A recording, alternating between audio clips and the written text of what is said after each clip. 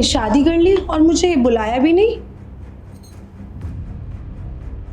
अरे वाह, तुम्हारी वाइफ भी घर पर है।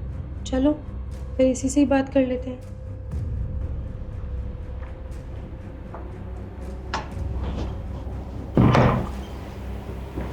हाय बेब्स, आई एम अश्विनी। वैसे तुम्हारे साथ शादी हुई है सुजीत की? सुजीत, ये लड़की कौन है? अरे वो मेरी फ्रेंड है, हम लोग साथ में कॉलेज में पढ़ाई किए थे। बेबी झूठ क्यों बोल रहे हो? क्या है ना, वो शर्माता बहुत है और अब डर भी रहा होगा कि उसकी वाइफ को बुरा ना लग जाए। मैं ना उसकी एक्स गर्लफ्रेंड हूँ। मैं तो बस इसलिए आई थी क्योंकि इसने मुझे शादी में बुलाया ही नहीं। क्या हुआ, तुम्हें डर लग रहा था क्या कि मैं तुम्हारी शादी बर्बाद कर दूंगी?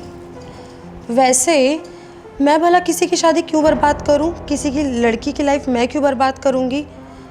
मेरा तो बस ये था कि अब शादी हो गई है, तुम्हारी वाइफ को भी देख लेते हैं।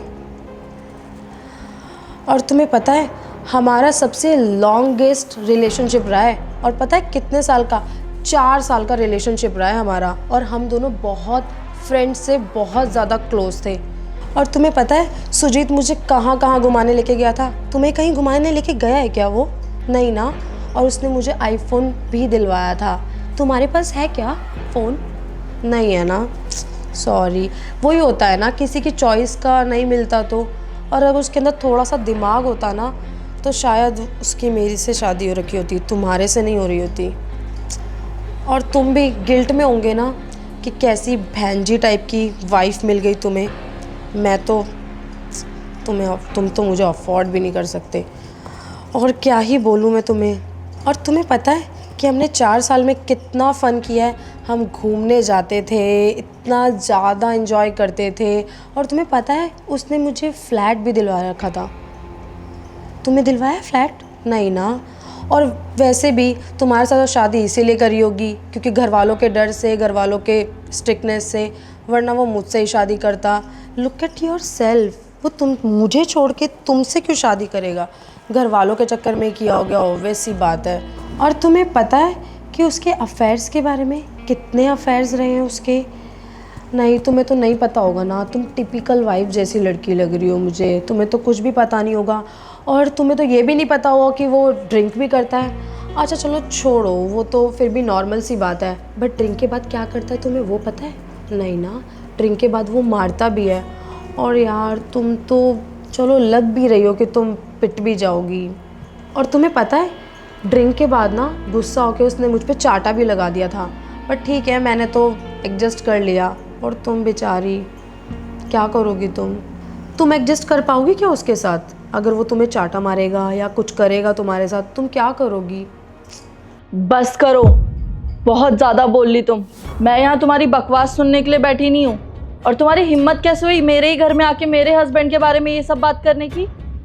सुजीत ने मुझे तुम्हारे बारे में ये सब कुछ पहले ही बता दिया था कि तुम कैसी लड़की हो, तुम कितनी सेल्फिश हो, वो मुझे सुजीत पहले ही बता चुका है। सुजीत के साथ रहते रहते भी तुमने कितने सारे लड़कों के साथ अफेयर चालू करके रखा था।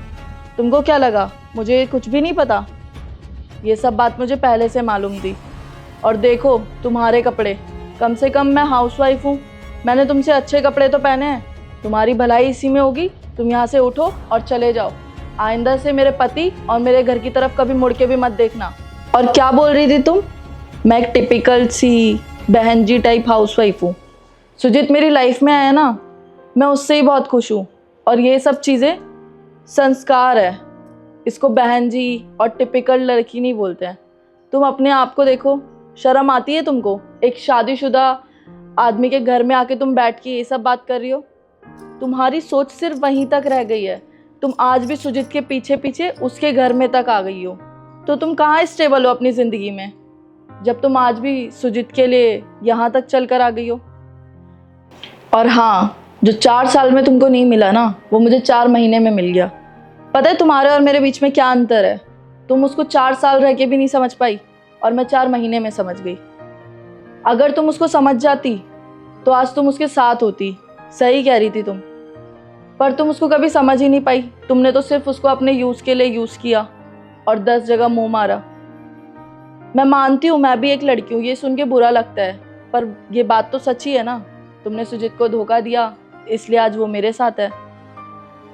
और शायद सुजीत भी इस चीज़ से खुश ही होगा। तुम्हारी जैसी लड़की अगर उसकी लाइफ में आती तो उसकी पूरी ज़िंदगी बर्बाद हो जाती। अश्विन, अब तुम खुद जाओगी या तुम्हें घर से धक्के मार के हम बाहर निकालें? मैं तो बस तुम्हारे भले के लिए बोल रही थी। मेरा भला सोचने की तुमको कोई ज़रूरत नहीं है। आइंदा से मेरे पति और इस घर की तरफ मुड़ के देखना भी मत। निकल जाओ यहाँ से, जाओ।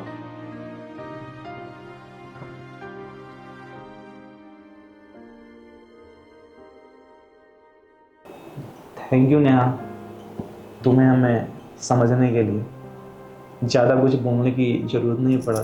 छोड़ो ये सब, अब इन सब चक्करों की वजह से अपना मूड स्पॉइल मत करो। और वैसे भी आज हमको डिनर के लिए जाना है। फटाफट से फ्रेश होके रेडी हो जाओ, मैं भी जाके रेडी होती हूँ। हाँ ठीक है।